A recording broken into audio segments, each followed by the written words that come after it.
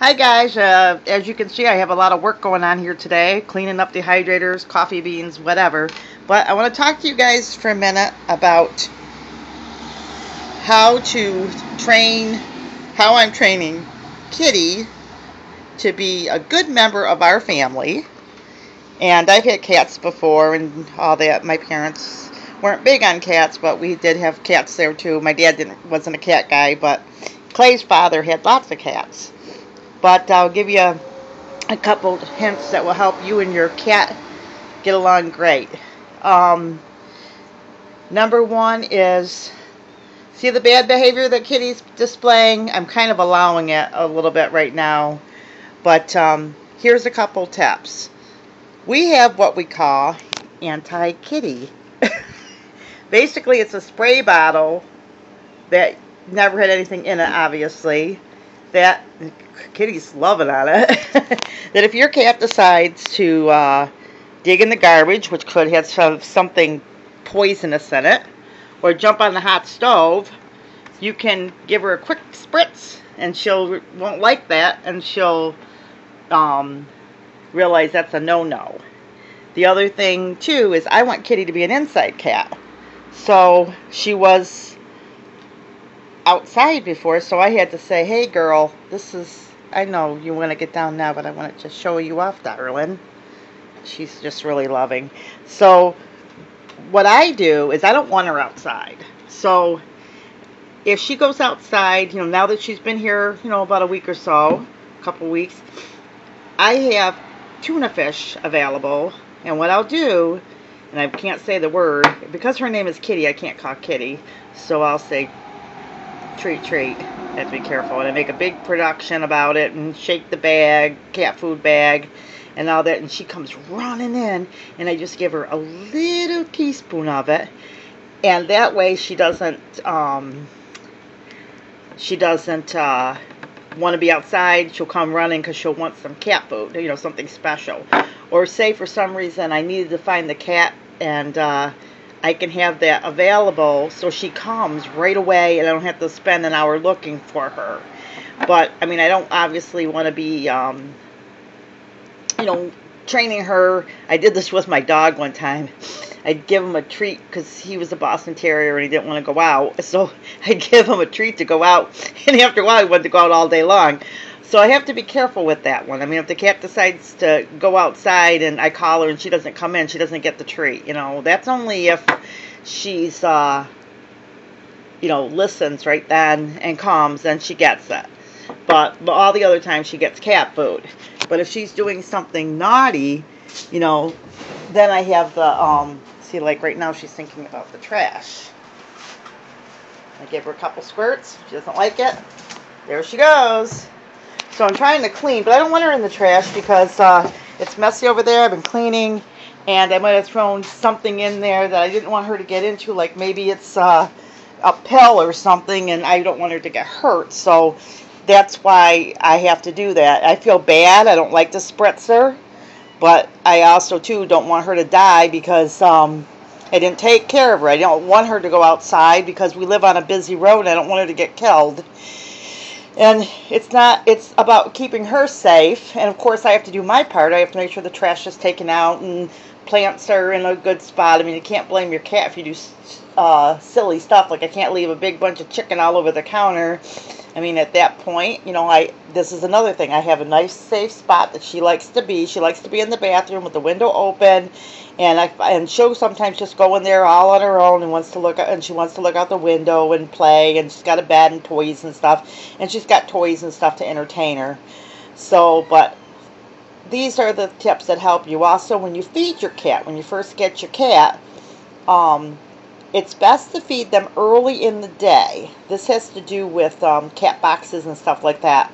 Like, feed them early in the day and give them all that they need, and then put up their food so that they know that's feeding time, and you have a little control over them so they're not pooping all over, because sometimes people just overfeed their cats and stuff. Now, my cat has a lot more food right now because I felt like she might have been a little bit underweight because she was a stray. So I just let her eat most of the day, and then before I go to bed at night, I might put up her food because it's only going to be a few hours, and then she can have more food.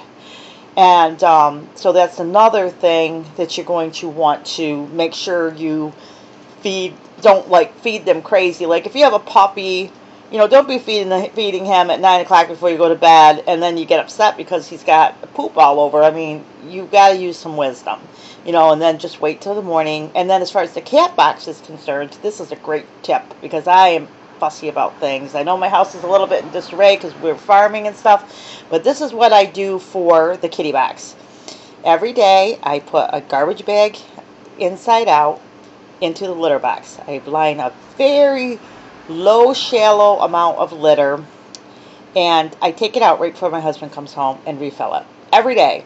That way you're not using tons of litter, you're not scooping and all that stuff, and they have their litter, they can use it, and then they have a fresh box every single day, and that way they're not pooping more and stepping in their poop. When you take it out, you just reverse the bag, and it's easy. So I hope this was helpful. I hope this helped you to, train your cat or puppy. And basically, it's all about safety for the animal and tolerance for new people that are new. Because if you let your cat or dog just run rampant, a lot of times people don't want to keep their pets, which isn't good because they themselves are in some ways to blame because they didn't know any better. Of course, with a puppy, I always think the best way to train them is crate training. In fact, we talked to somebody yesterday. It was kind of cute, but he had a dog, and my Butch got like this at the end, my Boston Terrier. Actually, it was like that all the while, but I didn't notice it because I worked from my home prior. I was a recruiter, and so I worked from my home. But what happened was I was a recruiter for a makeup company. So what would happen was I was home, but then I went and got an outside job, and my son was at school, and my dog started tearing up my house because he had anxiety disorders, because he was anxious because he didn't like being alone. So, there's things there too that, like I said, as far as making sure they're safe in a safe spot, give them things that comfort them so that they can deal with that, talk to your vet or whatever. But that's what we do for the cat, hoping and praying that she lives a long life. I'm hoping she lives with us for 25 years, but as time goes on, but she's a wonderful pet. We enjoy her, and if you love your pets, take good care of them, protect them, and just like your kids, they learn the rules, and then everybody's happy. You learn their rules, they learn yours.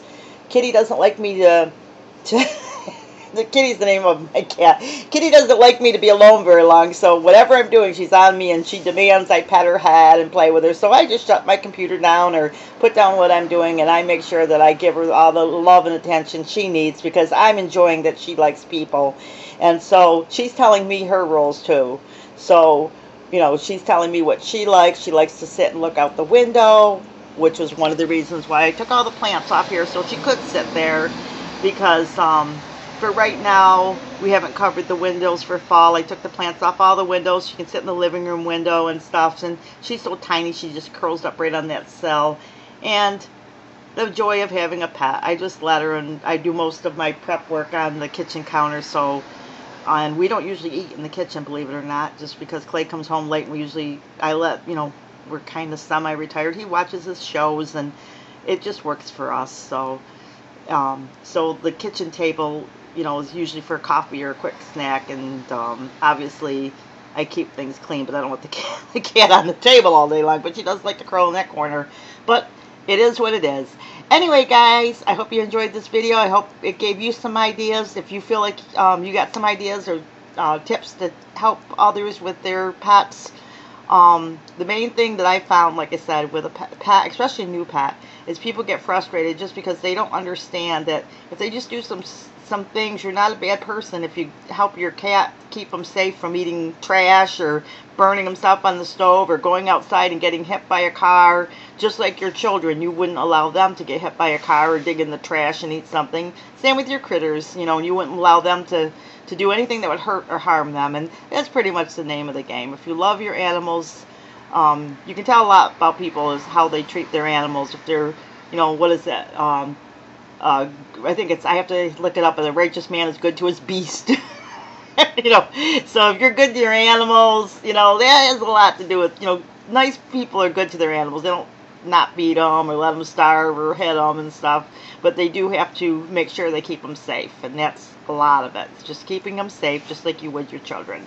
Okay, guys, God bless. A little rambling here, but you guys got the message. God bless, and we'll see you in our next video. And as you can see, I got lots of housework to do. God bless.